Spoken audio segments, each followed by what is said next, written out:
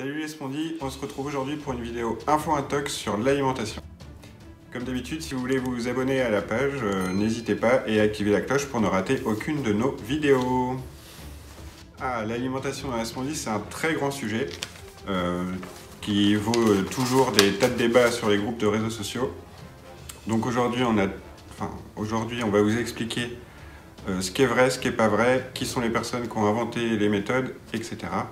Mais croyez-moi, on n'a trouvé aucune étude scientifique qui guérit la spondyle par l'alimentation. On va commencer par du concret. Aucune étude médicale moderne n'a prouvé les bienfaits d'une alimentation soi-disant inflammatoire sur la spondylarthrite. On a pu interroger plusieurs rhumatos, plusieurs diététiciens sur les soi-disant bienfaits d'une alimentation. Tout le monde nous a dit la même chose.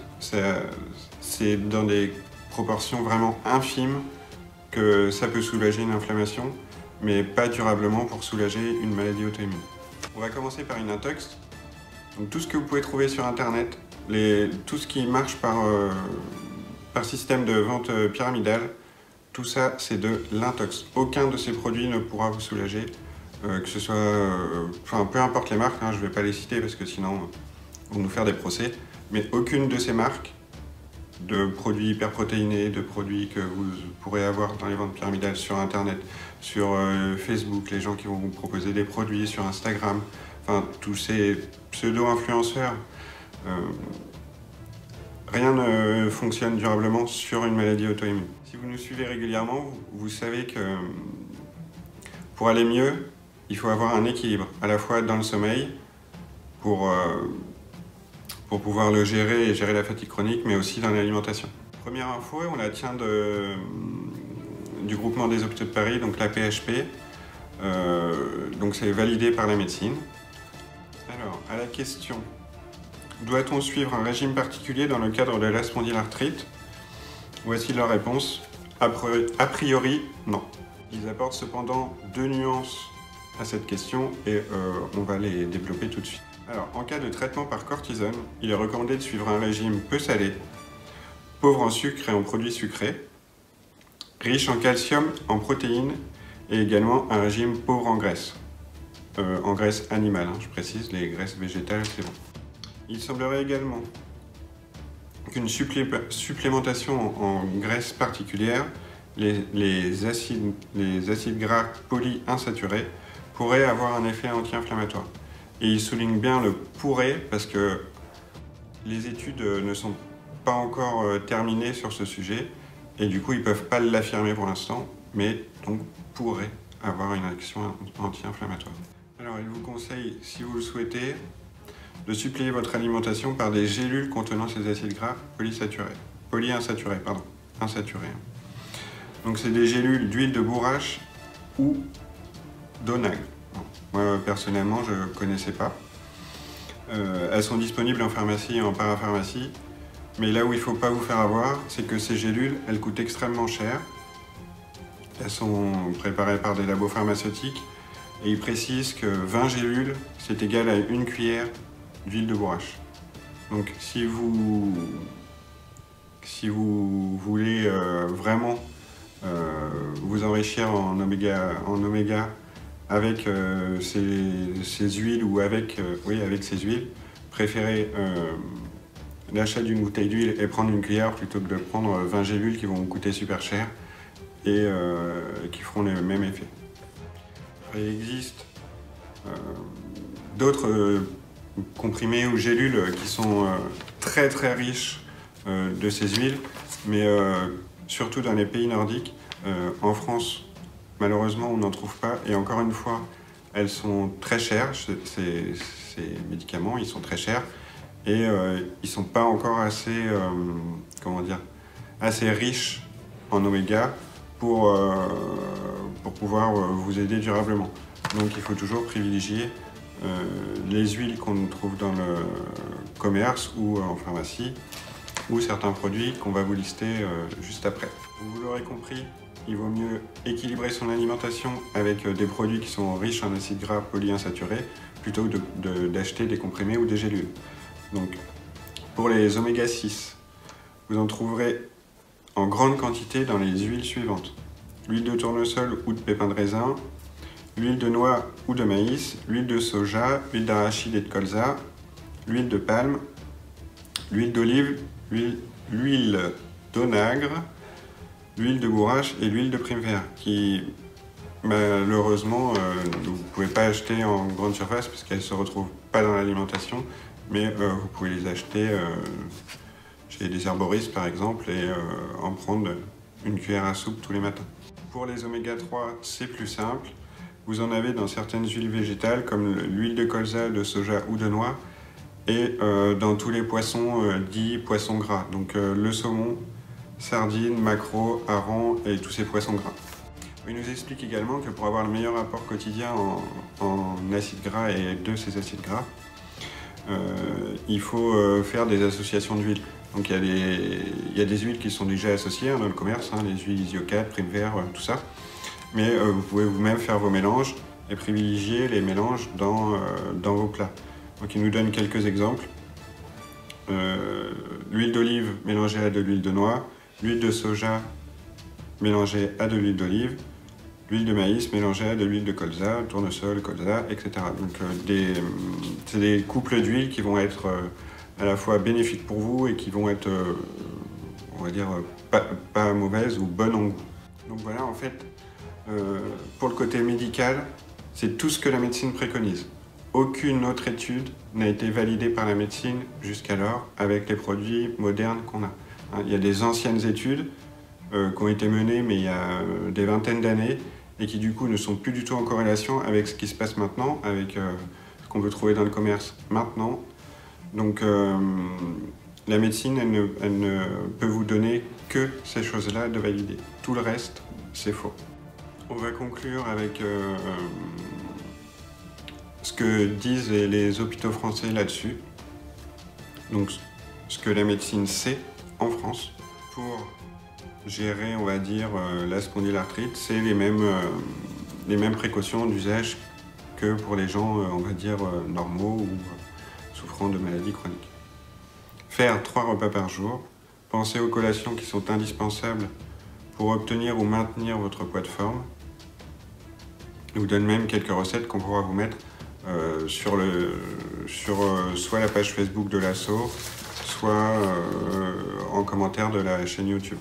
Après, je sais qu'il y en a qui vont dire oui, les médecins ceci, les médecins cela, ils veulent faire travailler les labos, tout ça.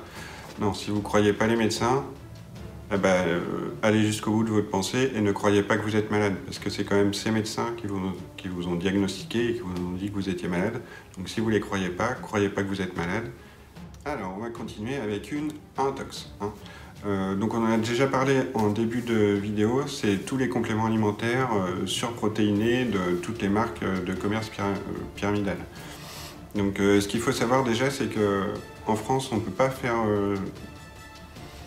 pas porter plainte contre des marques en groupement de patients ou en groupement d'associations. On est obligé de porter plainte un à un contre une marque. Donc généralement, en France, il ne se passe rien.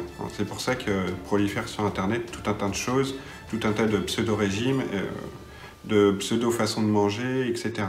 Donc aux États-Unis, sachez que les marques qui vendent ces produits, et notamment une marque qui fait beaucoup parler d'elle sur Instagram, notamment en France, ils ont été condamnés à 200 millions de dollars de dommages et intérêts pour, on va dire, commerce illégal.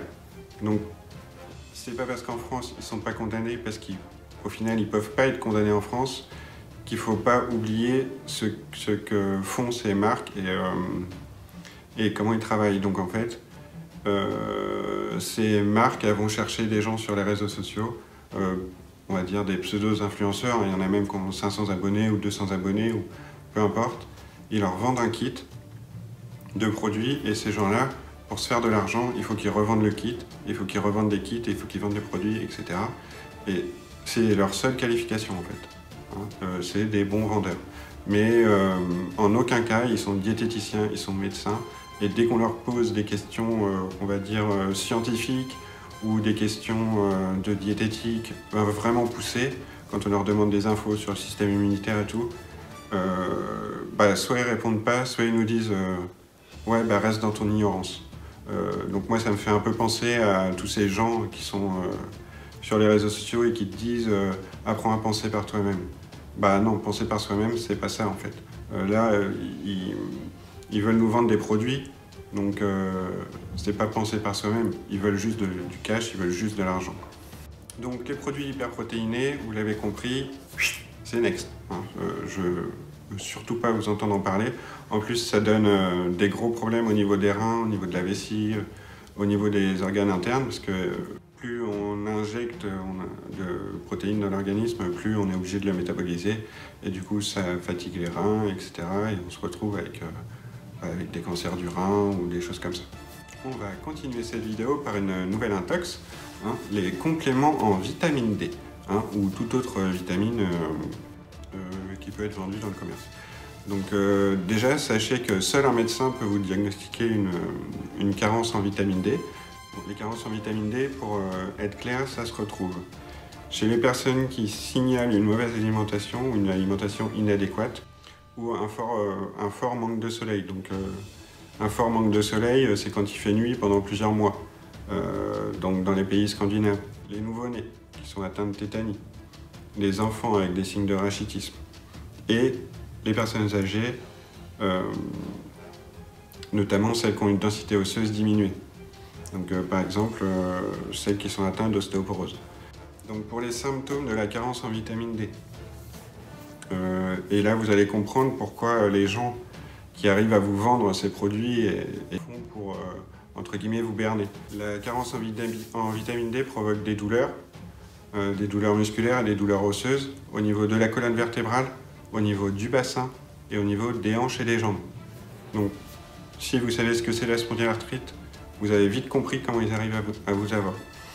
Hein, ça touche exactement les mêmes zones que nous, mais ça n'a rien à voir en fait. Là, c'est les os qui se décalcifient et c'est pas les anthèses ou les ligaments qui sont inflammés par nos TNF-alpha qui nous attaquent. Ça n'a strictement rien à voir. Hein, du coup, la carence en vitamine D, ça va entraîner des fractures, mais ça n'entraînera pas du tout d'inflammation. Donc la vitamine D n'aura aucun effet sur la spondylarthrite. Alors pour conclure sur ce petit intox sur la vitamine D, il faut savoir c'est que souvent les gens qui sont pour vous vendre ces produits riches en vitamine D, ils ont une autre particularité. Ces gens-là, ils vous disent aussi d'enlever par exemple le gluten ou les produits laitiers de votre alimentation. Or les produits, souvent quand on a un manque de vitamine D, donc une carence, on a aussi un manque de calcium. Et les produits dans lesquels il est plus facilement possible d'avoir un enrichissement en calcium de l'organisme, c'est les produits laitiers, tous les produits laitiers. Donc, injection de vitamine D, si vous ingérez pas du calcium, la vitamine D, elle va pas être synthétisée, elle va juste repartir dans vos urines, tout simplement. Alors, avant d'aborder le sujet suivant qui sera une intox, hein, je vous le dis d'avance, on va regarder le témoignage de Violaine, donc, qui nous a fait une petite vidéo. Violaine, elle est atteinte d'une maladie cœliaque depuis toute jeune, hein, depuis ado, donc depuis l'âge de ses 15 ans. Donc, qu'est-ce qu'il faut faire pour soulager la maladie cœliaque? C'est arrêter de manger du gluten. Et pourtant, 20 ans après, donc ça faisait 20 ans qu'elle ne mangeait pas de gluten, Violaine a été diagnostiquée d'une spondylarthrite. Donc on écoute son témoignage maintenant. Bonjour à tous, je suis Violaine de Courir contre la spondylarthrite. J'ai 37 ans, je vis dans la région de Bourges et je suis déléguée du Cher pour notre association. J'ai une spondylarthrite ankylosante diagnostiquée depuis 2018, mais aujourd'hui je vais vous parler d'une autre maladie auto-immune que j'ai et avec laquelle je vis depuis près de 20 ans, la maladie de cœliaque. La maladie de cœliaque est une maladie inflammatoire et c'est une maladie auto-immune et c'est une maladie du système intestinal. La maladie de cœliaque se caractérise en fait par un problème au niveau de l'ingestion du gluten. C'est-à-dire que quand on va manger du gluten, quand on va absorber du gluten, notre corps va considérer que c'est un ennemi. On va du coup avoir une réaction immunitaire et inflammatoire et notre corps va créer des anticorps en réaction à cet ennemi. Les conséquences et les principaux symptômes, c'est une fatigue chronique, puisque notre corps est en permanence en train de combattre dès qu'en fait on s'alimente. Forcément des problèmes d'anémie et de malabsorption de certains nutriments, notamment la vitamine D et la vitamine B. On va avoir aussi des problèmes de douleur abdominale et des problèmes de lésions intestinales, puisqu'en fait tout notre système digestif et intestinal s'autodétruit à chaque fois qu'on va s'alimenter. On peut avoir aussi, comme moi j'ai eu, des problèmes au niveau du système urinaire avec de nombreuses cystites par exemple, ou des inflammations. On peut aussi avoir des problèmes, tout ce qui va être dermatologique, comme par exemple des dermatites ou des crises de psoriasis certaines fois, comme ça a pu m'arriver. On va aussi avoir des douleurs musculaires ou articulaires qui seront aussi dues à ce problème d'anémie et en même temps à la fatigue chronique, puisqu'on aura un organisme qui est tout le temps en train de combattre. C'est le principe des maladies chroniques et des maladies inflammatoires. L'intolérance au gluten étant une maladie inflammatoire du système digestif.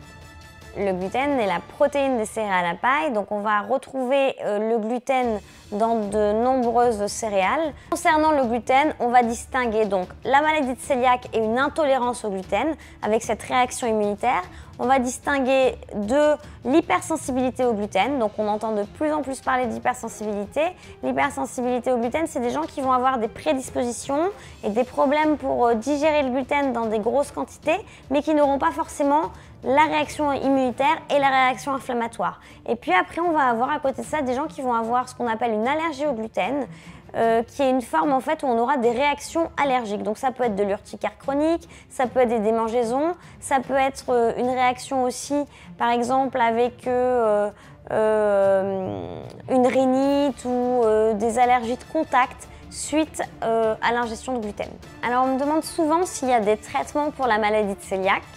Clairement, aujourd'hui, il n'y a pas de traitement. Le seul traitement, c'est l'éviction du gluten dans notre alimentation. Donc ça veut dire en fait de procéder à un régime sans gluten au quotidien. On vit quand même sans gluten. Ça reste pour moi aujourd'hui, je trouve quand même quelque chose de socialement handicapant, puisque quand on est invité quelque part, quand on va au resto ou quand on va chez des amis pour la première fois ou qu'on doit faire un trajet en voiture, on ne peut pas s'arrêter n'importe où. Je parle contexte hors Covid bien sûr, mais de manière générale en fait, on ne trouve pas à manger partout en fait. En même temps, il n'y a pas le choix et ça nous permet aussi d'avoir une vraie vie sociale. C'est compliqué quand on a des déjeuners d'entreprise, des mariages, toutes ces choses-là en fait, puisqu'on ressent en fait une différence et une partie de privation sociale.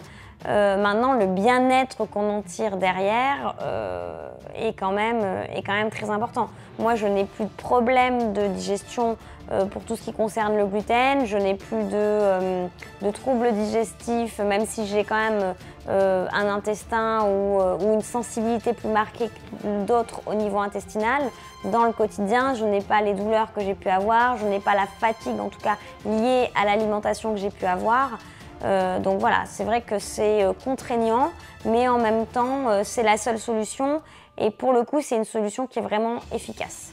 Le dernier point que je voudrais aborder dans cette vidéo, c'est le lien entre la maladie de cœliaque et les autres maladies inflammatoires. Comme je vous l'ai dit en début de vidéo, j'ai aussi une spondylarthrite ankylosante et la spondylarthrite ankylosante est une maladie rhumatismale inflammatoire chronique de la colonne vertébrale, du rachis et des cervicales pour ma part. Et c'est vrai qu'on entend souvent parler, notamment avec le régime signalé, de traitements, on va dire, nutritionnels, de régime anti-inflammatoire, antidouleur entre guillemets. Et il est souvent conseillé en fait de supprimer le lait et le gluten quand on a une maladie inflammatoire pour limiter les douleurs. J'avais beaucoup entendu quand je ne mangeais pas de gluten et que j'avais la maladie de cœliaque, on m'a souvent demandé si c'était pour des douleurs, si c'était dans le cadre d'une alimentation saine. Pour ma part, c'était pas un choix, c'était un traitement. Mais du coup, quand j'échangeais avec pas mal de personnes, pour certains, pour eux, c'était pour un confort de vie et pour limiter des douleurs articulaires ou des douleurs musculaires. Clairement, j'ai développé une maladie comme la spondylarthrite, alors que j'avais déjà un régime alimentaire sans gluten depuis plusieurs années. Donc je ne peux pas dire en fait qu'il y a un mieux ou qu'on y trouve en fait une solution aux maladies et aux douleurs articulaires. Je crois vraiment que peut-être une alimentation saine, et je crois beaucoup dans tout ce qui est le healthy way of life et d'avoir une vie saine et du sport. Je pense en effet que ça peut nous aider tous dans notre quotidien face à la spondylarthrite ankylosante. Par contre, je ne pense pas que supprimer pour des gens qui n'ont pas une intolérance alimentaire au gluten ou aux produits laitiers, que de supprimer en fait complètement le gluten et les laitages soit bénéfique. Et en tout cas, pour avoir supprimé le gluten de mon alimentation avant d'avoir une spondylarthrite ankylosante, je suis la preuve quand même que les deux ne sont pas forcément la solution de l'un vis-à-vis de l'autre. J'espère que je vous aurai éclairé sur la maladie de cœliaque, sur le lien qu'on peut avoir entre l'alimentation et la spondylarthrite. Et si vous avez des questions, c'est en dessous de la publication et nous vous répondrons juste après. Merci. Donc vous l'avez vu avec le témoignage de Violaine, on va parler d'une nouvelle intox qui est ce fameux régime sans gluten, sans produits laitiers, avec des aliments cuits à moins de 110 degrés. Le fameux régime du feu Docteur Signalé, qui est du coup décédé maintenant. Donc ce fameux régime hypotoxique, parce que c'est comme ça qu'il s'appelle, et qui prolifère maintenant sur Internet depuis quelques années. Je ne vais pas dire que c'est une mode, mais c'est un bon business.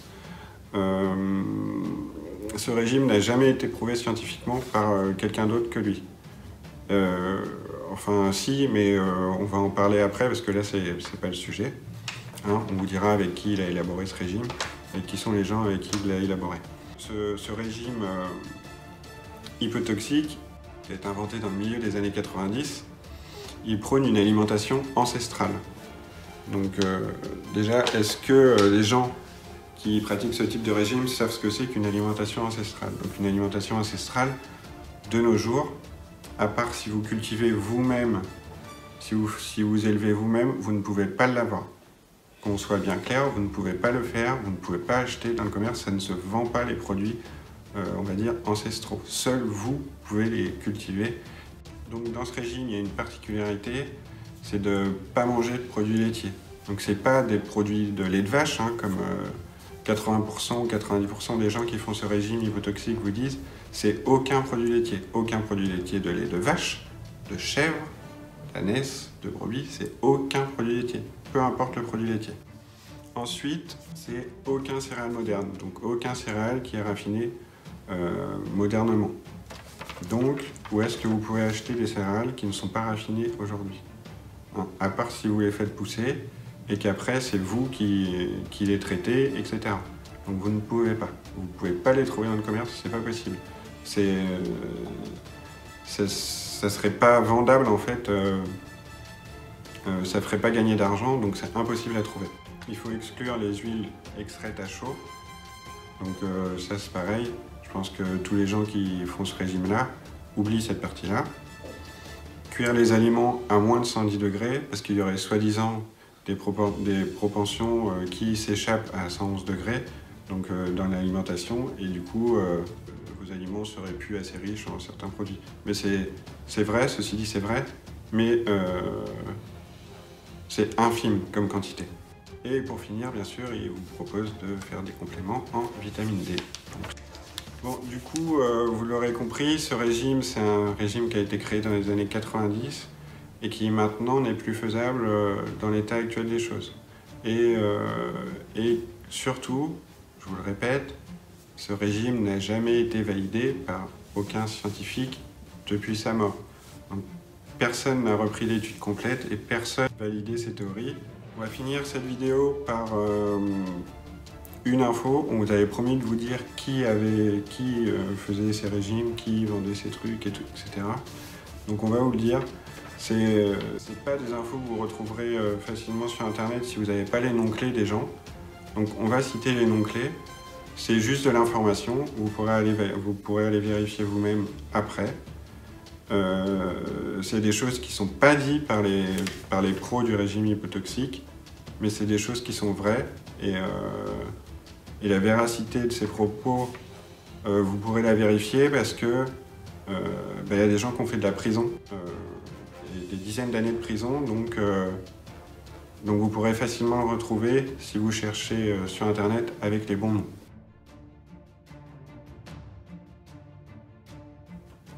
Donc comme je vous l'ai dit tout à l'heure, c'est un régime qui a été fait dans les années 90. Il a été développé donc, par le docteur S, on va dire, et un de ses amis qui s'appelle Bruno Combly. Les deux hommes prônaient les principes nutritionnels de l'instinctothérapie. Donc l'instinctothérapie, si vous ne savez pas ce que c'est, je pense que vous ne savez pas, vraisemblablement, parce que c'est quelque chose qui est hyper tabou de nos jours. L'instinctothérapie, c'est une secte, tout simplement. C'est une secte qui vantait notamment les mérites du manger cru pour soigner les maladies auto-immunes et les maladies incurables. Donc le big boss de cette secte, c'était monsieur Guy-Claude Burger. Donc autour de lui, gravité du coup monsieur Combly et monsieur Seignelé. Si vous allez sur internet et que vous tapez son nom, vous verrez que ce monsieur du coup était le gourou de la secte, parce que dans les années 90, il y en avait beaucoup. Maintenant, il y en a un peu moins parce que les gens sont mieux renseignés. Mais visiblement, ils ne sont pas assez renseignés parce que les pratiques de ce monsieur et le régime qu'il a conjointement inventé, il y a beaucoup de gens qui commencent à le faire. Donc le gourou de cette secte, monsieur Burger, donnait des cours de métapsychanalyse, et pendant ces cours de métapsychanalyse, il prenait le bien fondé des relations sexuelles avec les enfants. Donc ce monsieur a été condamné en 2001 à 15 ans de prison pour viol sur mineur.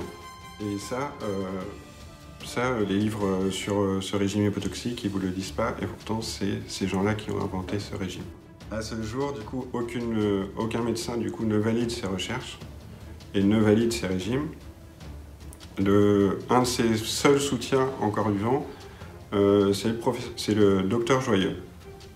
Il a travaillé avec tout ce petit monde-là, et il a même préfacé le livre du docteur Seignelé sur le régime hypotoxique. Et même ce monsieur qui a lui aussi des problèmes avec la justice pour ses pratiques, on va dire, et ses dires très bizarres, disait que Seignelé se trompait en partie sur son régime.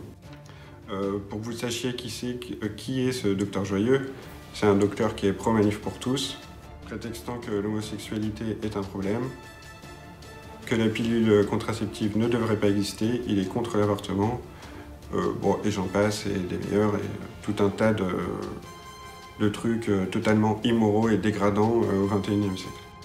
Bon, on va arrêter là avec toutes les personnes qui gravitent autour de ce régime, parce que sinon vous allez vomir le dernier repas que vous avez ingurgité. Mais donc voilà, ce qu'il faut retenir, c'est que c'est ces personnes qui ont fait ce régime, et par souci de conscience, moi, je le ferai pas. Mais là, c'est mon avis.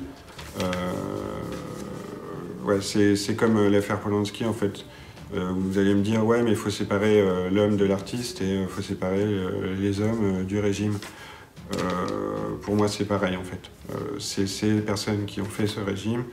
Et quand on a des idées pareilles, c'est chaud quand même. Donc voilà, on va conclure cette vidéo avec les recommandations qu'on peut vous faire. Vous avez vu les infos, vous avez vu les intox, vous savez qui a fait quoi. Donc en gros, pour avoir une alimentation peut-être anti-inflammatoire, et je dis bien peut-être parce que même la science ne l'a pas encore vraiment dit, il faut privilégier une alimentation riche en acides gras polyinsaturés, donc les oméga 3 et les oméga 6. Faire 3 repas par jour, manger équilibré, en fait c'est les mêmes conseils qu'on pourrait donner à des gens normaux en fait.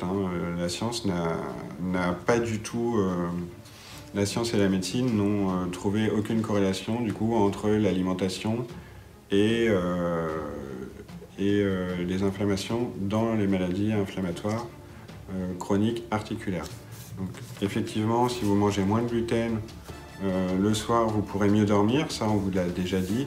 Vous pourrez, si vous mangez moins de féculents et vous ne mangez pas de féculents le soir, vous allez mieux dormir parce que ça va être plus facile pour vous de digérer. Mais il est très important de ne surtout pas exclure de produits de votre alimentation.